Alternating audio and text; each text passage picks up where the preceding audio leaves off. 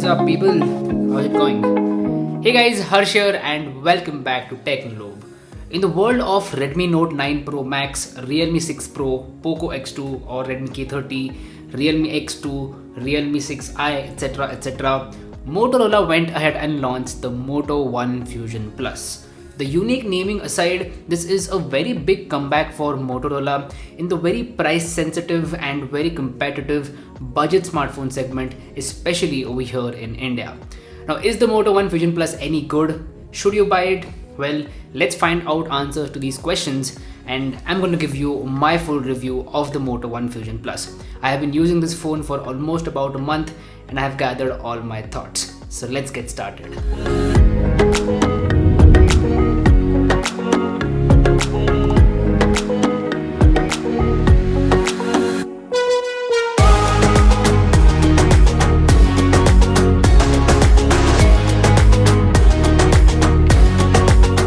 Motorola has entered the budget segment in India after a very long time, and they've done it the right way. They did not go all out on one feature on this phone. Instead, they tried to make a balanced phone in all the areas, and I think that they've done one hell of a job. Let's start by talking about the design and build quality. Now, before we get started, don't forget to drink your water. Stay hydrated. The design of Moto One Fusion Plus is not something unique out there. It's a pretty familiar design, especially with the vertical camera module placement. So design is not something unique out there. But there is one unique feature, and that is a dedicated Google Assistant button. Now trust me, I hate this button because it is placed very close to the volume rockers. So for the first couple of weeks, I would accidentally press this button, and that is very annoying. So if you go to change the volume, you will accidentally press the Google Assistant button, and frankly that is no good at all. That's why I'm gonna say that I don't like voice assistant buttons. There should not be a dedicated button for voice assistants. Like, that is just stupid. Now what about build quality? So this is not the most premium phone out there because it comes with a plastic back panel. So the competition out there like Poco X2, Redmi Note 9 Pro Max, etc. do come with a glass back panel. So competition is providing you a glass back panel which is premium, but Motorola decided to go with a plastic back panel. Now with that being said, plastic does have its benefits. Number one is that the back panel is not going to break if your phone falls down on the ground. So that is one of the biggest advantages of plastic, but it won't give you that premium feeling. So it's kind of a trade-off, but I'm okay with it because the other things in the phone are actually pretty good. Alright, talking about things which are good, the display on this phone is excellent. So it's a full HD plus IPS LCD display and it is HDR10 certified. Now because of that HDR10 certification, things like watching movies or videos on YouTube or playing games is a very good experience, and the display has very good colors. So the colors are vibrant, the saturation is on the higher side, but you can lower the saturation by going into the settings. I did not do that because I like the colors. The viewing angles of the display are excellent, and overall the quality of the display is excellent. So I have no complaints about the display, and Moto has done a very good job over here, at least with the display. Moving on, let's talk about performance. Moto One Fusion Plus comes with a Snapdragon 730G processor, and it has only one variant. It comes with 6GB RAM and 128GB internal storage. Along with that, there's a 5000 mAh battery, and it does come with an 18-watt fast charger inside the box itself. Now, how do these numbers translate into real life performance? Performance on the Moto One Fusion Plus is excellent, and one of the main reasons for that is the software. Moto phones come with stock Android experience, and that is one of the main reasons why the performance is so good. The skin is very light, no bloatware, no ads, a very clean experience. This is how Android is meant to be, and the overall experience is just amazing. So recently I have been discussing this topic with a lot of people, that the experience on a smartphone matters and the software on a smartphone matters. Now companies like Xiaomi and Realme need to realize that they have to give a clean UI because that experience will add up. So if someone from Xiaomi and Realme is watching this, then please take a note from Moto. This is how the software experience should be. Now with that being said, I really hope that Motorola gives updates on time, because in the past there have been instances where Motorola has not given the updates on time and they did not reply to the messages as well. So maybe Motorola will be better with this smartphone, and I actually really hope that. Now I know someone out there is going to ask about PUBG Performance. Don't worry, I have already made a dedicated PUBG mobile gameplay review of the Moto One Fusion Plus, and in case you missed that, don't worry, it will be linked in the I button over here and also in the description box below. I've done that video on the Hindi channel. Now long story short, PUBG Performance on this phone is as good as the Poco X2.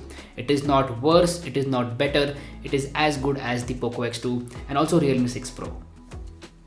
That was performance. Now what about battery life? Battery life is the best point about this phone. It is a battery champion. It comes with a 5000 mAh battery and it will easily last you for 1.5 days or 2 days if you're a light user. The software optimization is also on point. I was getting somewhere around 6 to 6.5 hours of screen on time on a daily basis, sometimes more if I did not use the phone heavily, and the battery life is just amazing. So I love the battery life on Moto One Fusion Plus, and if you want a phone in this price segment with great battery life, then I think you should consider Moto One Fusion Plus. Now you do get an 18-watt fast charger inside the box, but because the battery is 5000 mAh, it does not feel like fast charging. So the charging is pretty slow on this phone because of the massive battery, and I wish that Moto should have given an even faster charger, something like 27 watts or 30 watts or 33 watts. That would have been better. Okay, now let's talk about my favorite thing in any smartphone, and that is the camera experience. Moto One Fusion Plus comes with a quad camera setup on the rear side, 64 megapixel primary camera, an 8 megapixel ultra wide angle camera, a 2 megapixel macro camera and a 2 megapixel depth sensor. So the cameras are pretty competitive to the others out there, at least in terms of hardware. But what about the overall experience, which is hardware and software combined? In terms of daylighting conditions, the camera actually performs really good. The dynamic range is decent enough, there's a good amount of detail in the photos, the exposure is right, the white balance is a little inconsistent. I've mentioned about this in my full camera review as well, which contains a lot more samples and a more detailed review of the camera aspect of this phone. So in case you missed the full camera review, don't worry, it will be linked in the I button over here and also in the description box below. Overall, the camera experience is good, but the software can be better. The software is inconsistent and maybe Motorola will fix that with a software update. So if someone from Moto is watching this, please fix those minor inconsistencies in the camera application and then the camera would be perfect. On the front side of things, this phone comes with a 16 megapixel pop-up selfie camera. Now yeah, this is a pop-up camera. That means there is no notch on the phone. So it has that full screen view display, which I particularly appreciate. And I don't know why the pop-up selfie camera trend just washed away. Like more smartphones should come with a pop-up selfie camera because that implementation is smart and it has no interruptions on the display whatsoever. But anyway, the actual performance of the front camera is good. I would not say that it is bad, but I would not say that it is excellent either. It's a good front camera. Now, if you want the camera experience to be better, you can install Google Camera on this phone, and as a matter of fact, I've done a video on that as well. Again, you know the drill, I button, description box below, you will find a link. Moving on, let's talk about the little things which do matter in a smartphone these days. Number one are the speakers. The speakers on this phone are okayish, nothing great out there. They do get pretty loud, but the sound quality is okayish from the speakers. Now what about the haptic motor? The haptic motor is pretty cheap on this phone. It is actually very cheap and you won't get that good haptic motor feeling, at least with this phone.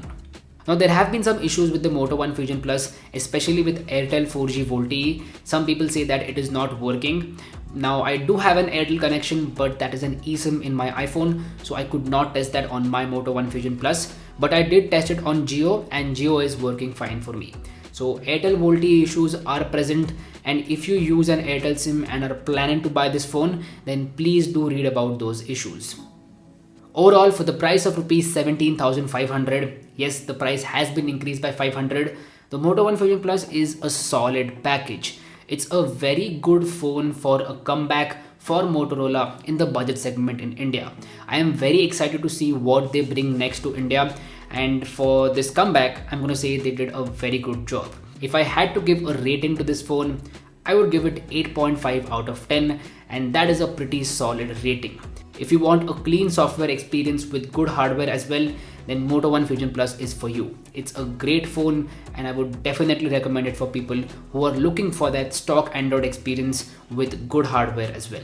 I'm going to leave it there. Thank you so much for watching. My name is Harsh Punjabi, and I'll see you guys in the next one. Bye bye.